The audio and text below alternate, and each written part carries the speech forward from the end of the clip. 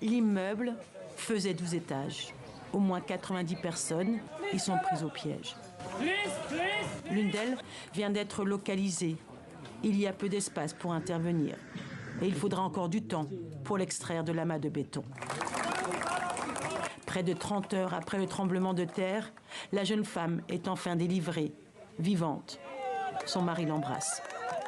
Une lueur d'espoir dans un pays meurtri. Ailleurs, un fils en pleurs tient la main de sa mère décédée, le corps encore prisonnier des décombres. Mandalay, ville proche de l'épicentre, est ravagée. Ces images satellites montrent l'étendue du désastre. Déjà plus de 1600 morts en Birmanie.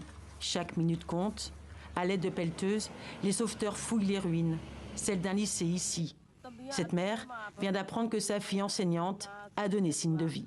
Un secouriste a enlevé 2 pierres et a approché son oreille des décombres. Et il l'a entendu dire « Je suis le professeur Yamin, je suis vivante à l'intérieur. Aidez-moi s'il vous plaît, j'ai soif. » La même angoisse, la même course contre la montre à 1000 km de là en Thaïlande.